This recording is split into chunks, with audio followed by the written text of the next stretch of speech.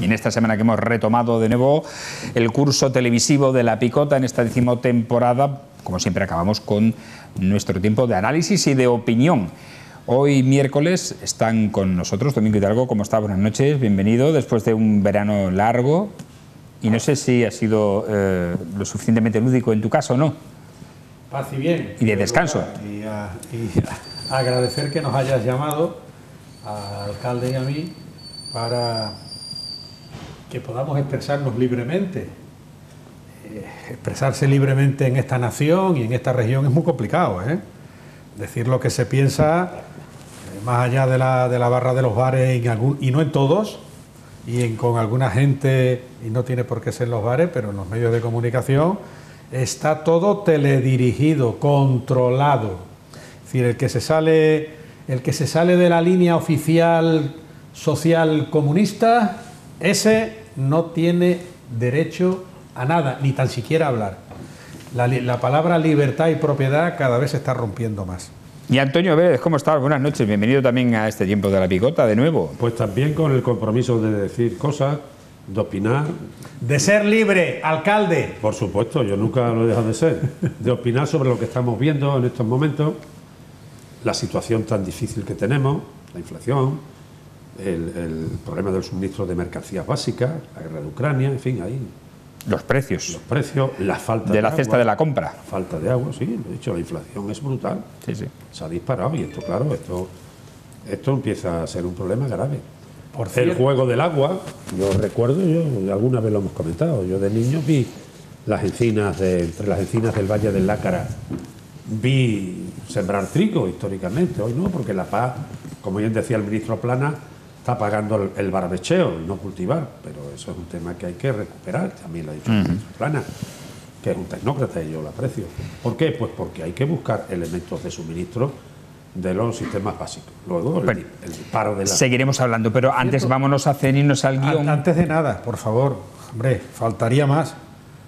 Hay que agradecer de nuevo a esta casa, a ti, a Maima y a todo a esta cadena de una sola televisión que hayas y hayáis retransmitido en directo el trecenario de la mártir Santa Eulalia, que hace mucho bien, que hay muchísimas personas que por unas razones o por otras, de enfermedad, de edad, de horarios, de compromisos de cualquier tipo, incluso de ayudar a personas mayores con las que tienen que estar acompañándolas.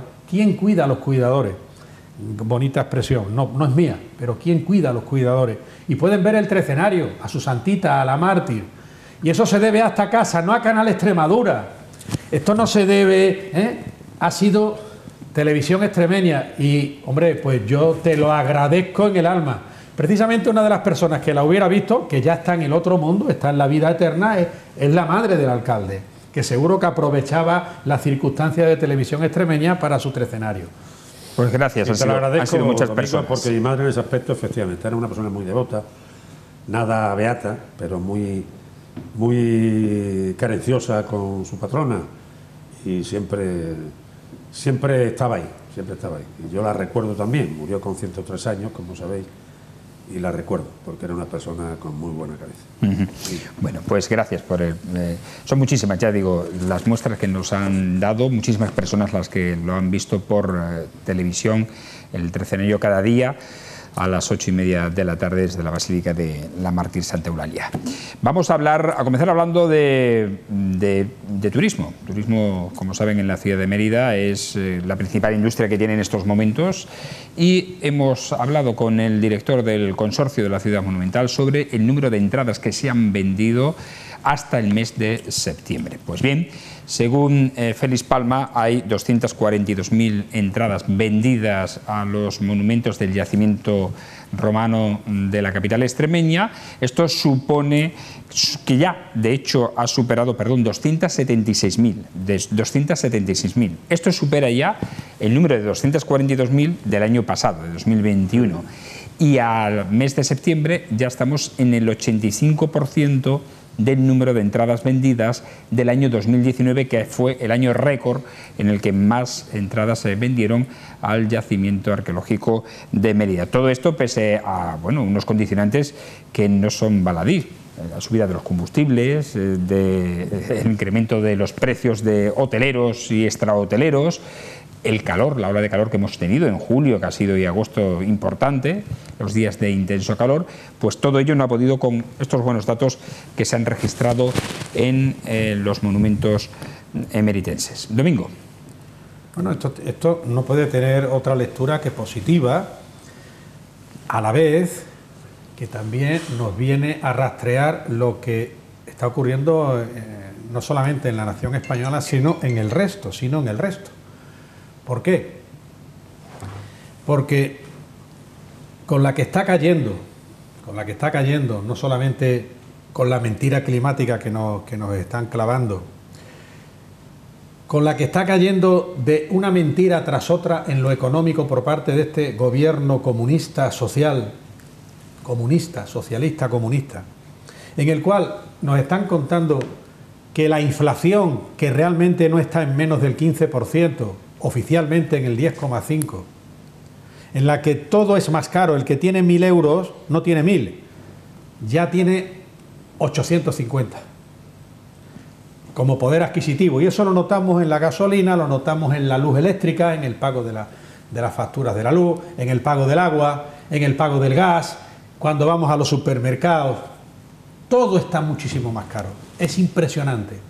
¿Qué es lo que sucede? Eso se estudia en economía, y es que incluso en esas situaciones complicadas de lo económico, la gente intenta salir. El turismo ya ha cambiado. Ya el turismo no es irse un mes a ningún sitio, ni tan siquiera una semana. El turismo empieza a ser ya de cercanías o de pocas horas. De hecho, eso lo hemos hablado alguna vez, en Mérida se pernocta poco. Y no es porque no haya plazas hoteleras, que cada vez hay más, bien a través de hoteles directos o a través de apartamentos turísticos. El problema no está ahí. El problema en lo que se encuentra es que Mérida vienen cientos de miles de personas, pero comen, ven y comen y se marchan.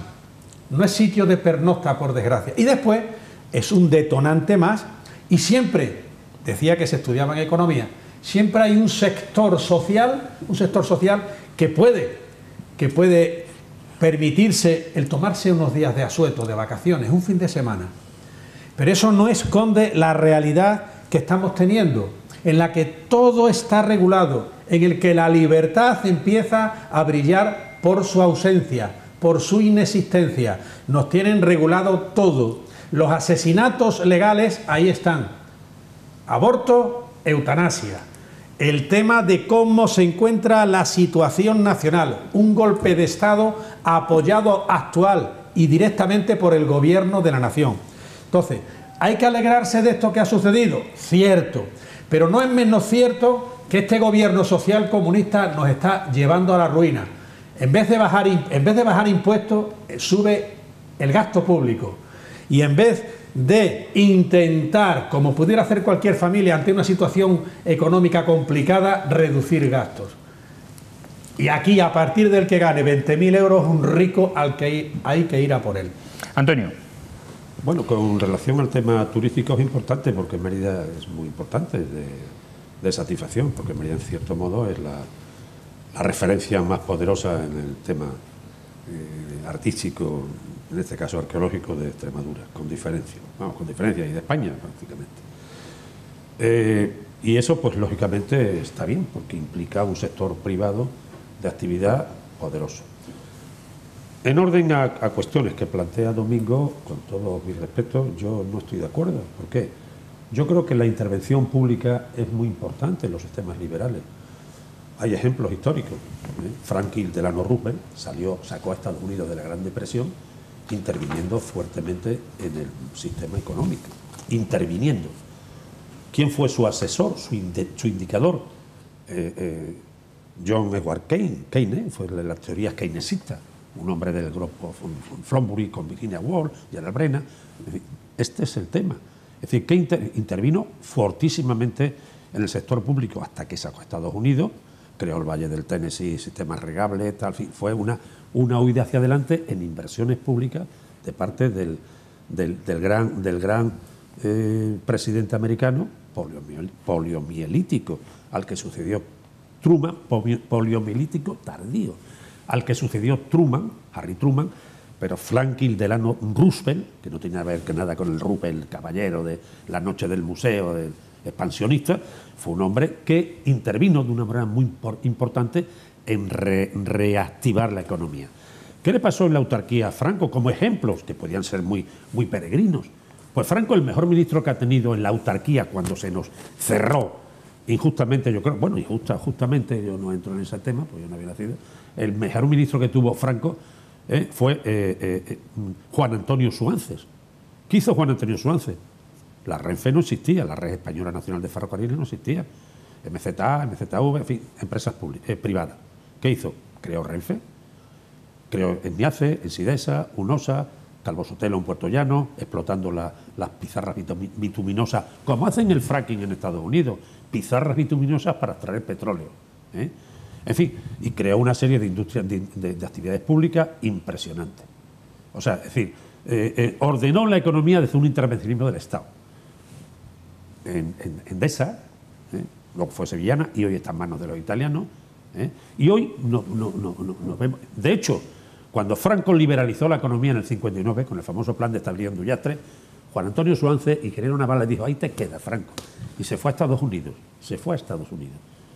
Juan Antonio Suances Fernández, el mejor ministro que ha tenido Franco, porque fue un tecnócrata, intervencionista, desde el punto de vista de la creación de... Ahora, yo desde mi punto de vista creo que es necesario el intervencionismo en los grandes sectores de producción o de consumo.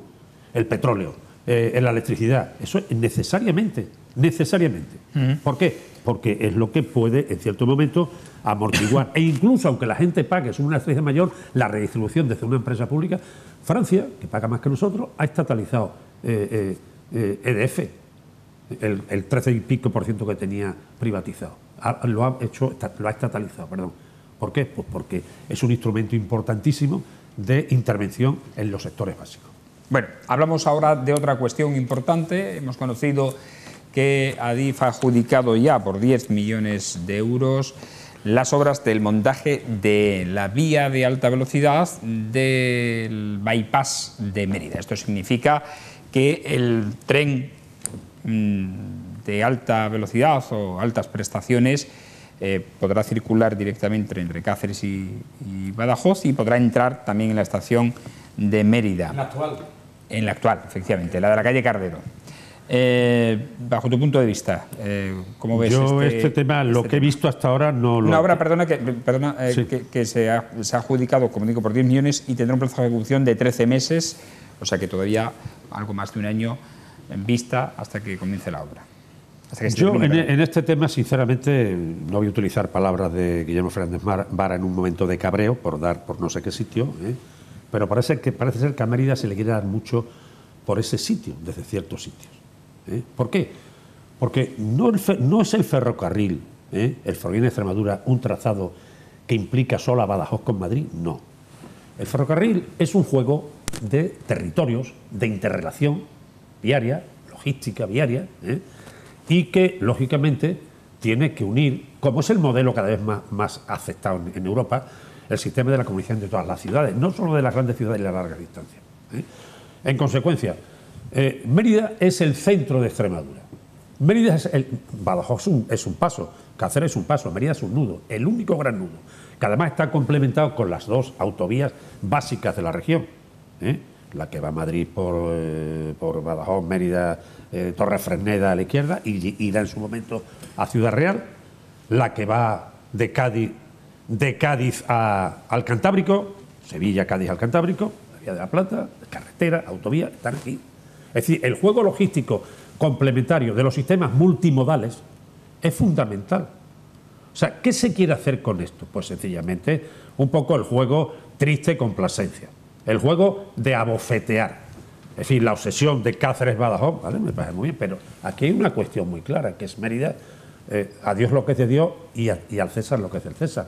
Pero Dios ahora en la geopolítica, desde hace, que va a hacer 40 años en febrero del 2023, es Mérida, porque es la capital autonómica, que sustituye al viejo modelo radial de Javier de Burgos, el modelo canovista que se llama, el modelo provincial, que fue un modelo caciquil. Entonces, ¿cuál es el tema ahora? El tema es que Mérida duplica al conjunto ferroviario.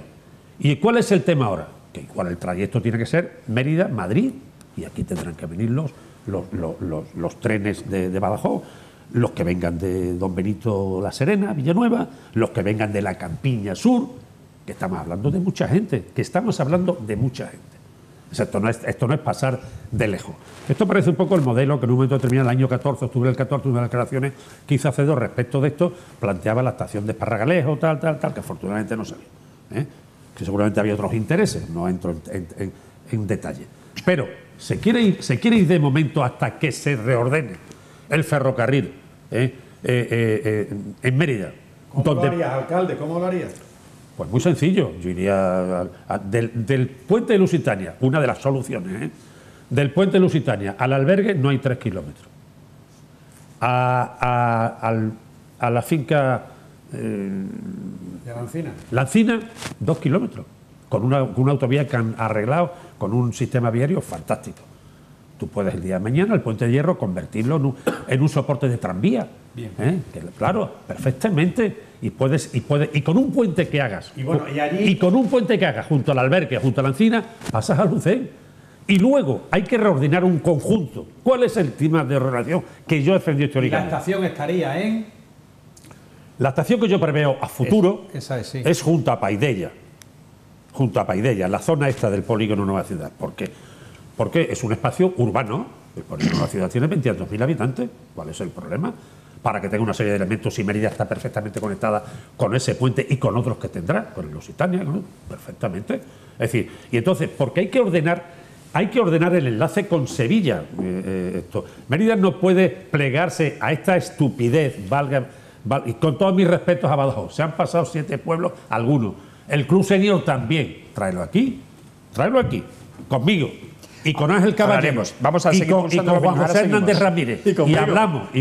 Ahora seguimos. Domingo, sobre este asunto del bypass, por cierto, son 31 kilómetros de vía lo que se van a instalar, tanto en tramo de doble vía como de vía única. ¿De dónde a dónde? Sí, más o menos. No lo pone aquí exactamente, pero no tiene pues la tiene de San Rafael a la Albuera, perfecto. Allí al quinto carajo, hablando vulgarmente, al quinto carajo. Vamos a ver. Supongo que en esto habrá habido un periodo de alegaciones, incluso de impugnaciones. Y yo me pregunto, ¿qué ha hecho el Ayuntamiento de Mérida sobre este particular?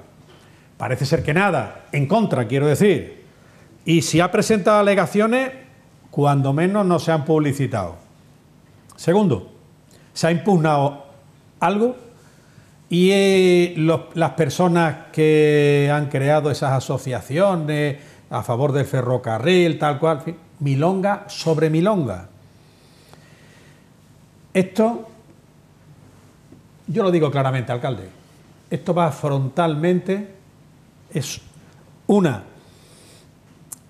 contrariedad directa, frontal, en contra de los intereses nacionales de España, en contra de los intereses regionales de la región extremeña y del interés general de los extremeños, y va en contra de los intereses locales que en este caso, precisamente por la ubicación que tiene Mérida, no puede ir jamás en contradicción a los intereses generales de Extremadura y a los intereses nacionales de España. Y me explico, brevemente, pero me explico.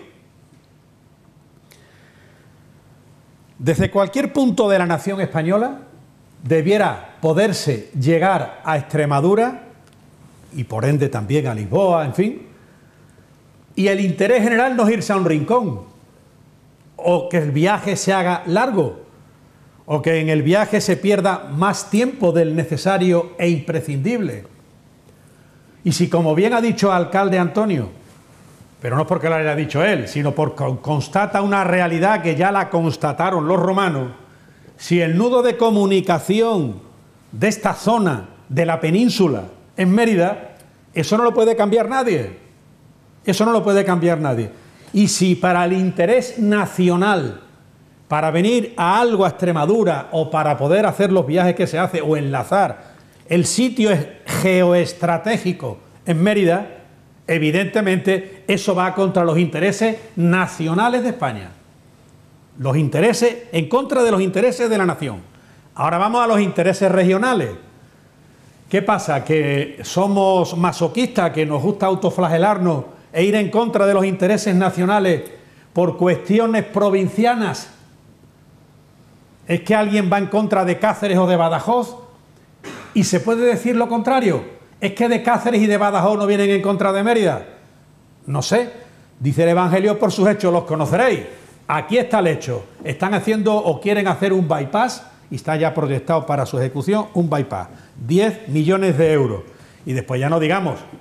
Mérida, como siempre, se queda constreñida, se queda apagada, se queda anestesiada. Y a todo esto, ¿qué está diciendo el alcalde de Mérida? ¿Y qué dicen las asociaciones de Mérida? Aparte del silencio de los corderos. En fin, director, alcalde, nos la han metido clavada. Pero un momento, a ver, un razonamiento personal. El bypass yo creo que solamente estará justificado, según los datos, porque aquí se ha aportado que la estación de Mérida es la que más viajeros aporta dentro de la región. el doble que Badajoz a la línea. Y el doble que Cáceres. Claro, digo que el bypass yo creo que solamente estará justificado en el caso de que haya trenes directos en un futuro, que no se sabe cuándo, Dentro de 40 años. Lisboa-Madrid. Dentro de 40 años. ¿Qué? ¿Y Mérida no está en el trayecto? No, bueno, sí, porque lo mismo que hay Madrid-Barcelona directo y lo mismo que hay Sevilla-Barcelona directo. Si yo podría admitir... En el AVE. Perdón. Pero perdón un momento, Domingo. Lo que no es entendible es que se haga este bypass para conectar una estación que tiene menos viajeros, que es Badajoz, con Madrid, de forma directa. Admitiría hacer una cosa en el que Mérida sea relevante, insisto, no porque seamos de Mérida, sino porque Mérida estratégicamente, geográficamente está donde está. Admitiría que hubiese un AVE o lo que fuese directo entre Madrid, Lisboa, pasando solamente, si queréis, que no pase por Mérida tal, alguno, pero por razón de horario tal, pero que haya quedado un rodeo para llegar a Mérida o para salir de Mérida en plan de ferrocarril. Eso tiene sentido. Eso tiene sentido. Aparte de ir, insisto, en contra de los intereses nacionales, regionales y locales. Siguiendo la línea que habéis planteado, que efectivamente es la realidad, Mérida es un nudo, por el pasan varios itinerarios, está claro que alrededor de Mérida, cerca, en un espacio de no más de 15 minutos, hay una conurbación de habitantes, Almendralejo, Calamonte, Arroyo, Mérida y la comarca, de 100 y pico mil habitantes, de 100, tanto como Badajoz prácticamente. Es decir, ¿cómo se va a hacer eso de decir, voy de Badajoz a Madrid? Eso es absolutamente, eso es casquiano. Dicho con todo respeto a Badajoz, eso es casquiano. Otra cosa es que aquí se jueguen porque la logística que hay ahora mismo es la siguiente. El tren que viene de Cáceres, que sigue a Plasencia y que debería seguir de Plasencia a Astorga, de Viejo Ruta de la Plata, porque es un tren vertical. Hoy hay que jugar a los grandes sistemas diametrales. El Lisboa-Valencia por Ciudad Real es que es fundamental. Ahí se equivocó Ibarra. Había que hacer, en España, Ibarra, acertó en muchas cosas, con Mérida, tal, pero ahí se equivocó. ¿Por qué? Quizás por aquel momento el automóvil tenía más fuerza que el ferrocarril, o lo que sea. Dicho eso, sigo. En Mérida viene el tren de Badajoz, llega al Jucén, sigue por San Bartolomé, cruza la Albarrega por ese puente de la Albarrega, y llega a la estación histórica. Ese mismo tren, si sigue hacia Ciudad Real, pues va por Don Benito, Villanueva, Cabeza del Buey, a Ciudad Real, tal. Vale, eso es lo que le ofreció, en un momento se ofreció por parte del gobierno, estamos hablando de los años 80, antes de los factos del 92, antes de empezar la obra Sevilla-Madrid con AVE, se ofreció al gobierno de entonces, que dirigía Juan Carlos Ruiz Ibarra, el enlace de Badajoz con Brazatortas con modelo AVE. Badajoz, Brazatortas. La vieja línea que inauguró doña Isabel II, la hija del sinvergüenza de Fernando VII. Dicho con todos los respetos, a pesar de que tenga un cuadro en el ayuntamiento pintado por Vicente López. Entonces, dicho con todos los respetos, pero lo ha dejado ahí. Exacto. Isabel II inauguró esa línea. Esa línea es vital porque por Alcázar de San Juan va a Valencia y va a Barcelona. Históricamente se ha ido desde Badajoz, desde Mérida. Esa línea no se puede perder. El invento de Cáceres Plasencia es un error. Entonces, ¿por qué se planteó así? Por un error, por una falta de conocimiento ferroviario. Pues esa línea entra por ahí y si va a Ciudad Real pasa toda la ciudad, el Silo y sigue. Si es la que va por Cáceres, entra a la estación, vuelve al Aljucén, que efectivamente se puede molestar a alguno. Por eso digo que si vamos a hacer un bypass, pues que se haga un puente a la altura del albergue o de la encina, que pasa al Aljucén. Un puente de doble funcionamiento, vehículos de motor y trenes. ¿Por qué? Porque luego queda la segunda cuestión. El tren de Sevilla, que por lo menos llega a Plasencia y va a Cádiz, a Algeciras, a Huelva, de Cezafra, etcétera, etcétera, el tren de Sevilla está ahí. Y el tren de Sevilla llega a Mérida. Entra por el puente de hierro, y llega a la estación, por el barrio. Llega a la estación, por el puente de la Albarrega, que antiguamente se cerró al tráfico. Vale. Entonces, eso está ahí, eso no se puede tocar porque sí, con la chorrada, perdón por la expresión, esta. Entonces, ¿qué hay que hacer ahí? Mi opinión es que Mérida tiene que reordenar el sistema de transporte ferroviario global.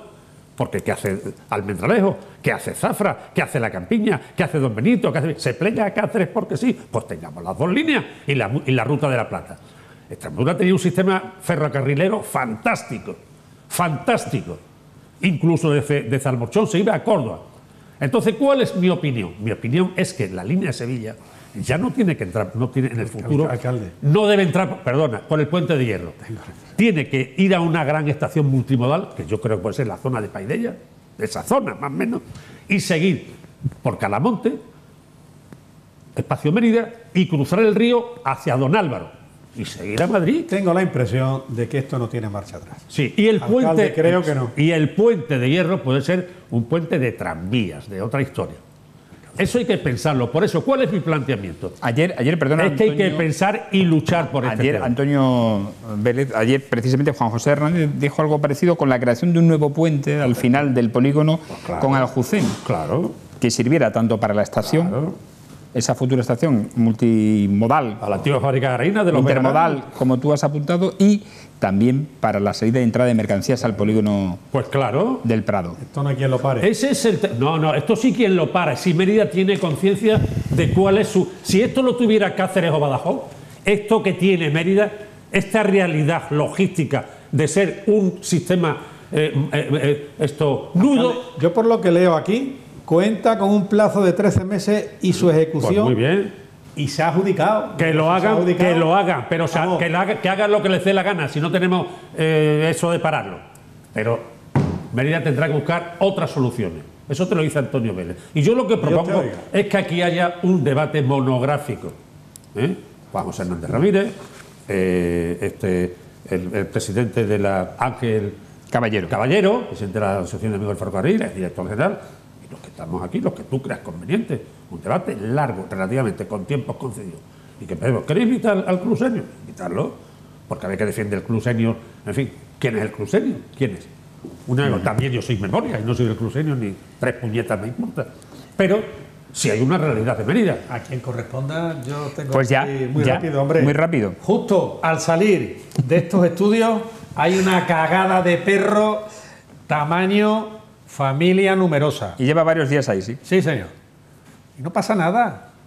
Ya forma parte del paisaje que tengamos que convivir con las cagadas de perro y, por supuesto, con las meadas. Y aquí no hay ningún problema. Y cualquiera es el que le dice a alguien que va con un perro lo que sea, que te van a decir que tienen los mismos derechos o más que tú. Oye, y que ni se te ocurra. Digo que ayer un usuario, una persona con un perro también me preguntó, oye, ¿esto lo ha hecho mi perro? Y digo, no, esto lleva ya aquí. No se preocupes, ¿no? Es que yo llevo siempre mi bolsa. O sea, hay personas educadas. Los perros son los que son animales. Ellos no tienen culpa. Son los dueños. Si la culpa no la tienen los perros. Claro. La culpa lo tienen sus dueños, evidentemente. Luego, entonces, si hay mucha caga de perro, es que hay mucho dueño culpable, ¿no? Sí. Es que lo que pasa es que eso, como política y socialmente, está tan mal visto, No vaya a ser que le quitemos algo a los animales, que tienen más derechos que las personas, porque hay huevos de animales que tienen más valor que un nacisturo en el vientre de su madre. Tú tocas un huevo, verás la que te toca, pero comete un aborto, que te van a dar a lo mejor hasta una subvención. Entonces, vamos a empezar a poner las cosas en su sitio. Después, Mérida está muy oscura. Antonio Rodríguez Osuna, Mérida sigue muy oscura. Cada vez más, cada vez más. Mérida está lleno de patinetes por zonas peatonales y por encima de las aceras. Creo que sería hasta interesante que ese tema se controlase un poco, ¿no? Alcalde, Antonio Rodríguez Osuna, no Antonio Vélez, porque Antonio Vélez tiene el título, pero ya no ejerce. En fin, por ahora. Por ahora. Pues yo a quien corresponde, Antonio Vélez. yo a quien corresponda, a todos, al presidente de la Junta, al alcalde de Mérida, a todos, al presidente de la Diputación, que tiene que ver mucho por ese modelo que se quiere implantar, el viejo modelo Romero Cuerda, potenciar los polos y desguarnecer, entre comillas, valga la expresión, nunca la utilizaré, joder al centro, que es Mérida. Pero cuidado, esto está jodiendo a don Benito Villanueva también, seriamente, porque aquí hay una poblacional muy importante. Repito, este es el tema más grave que tiene Mérida. Hay una ventaja, que 10 millones no es nada. 10 millones en ferrocarril no es nada. Pero la clave es lo que ha dicho José y lo que hemos pensado todos desde un primer momento.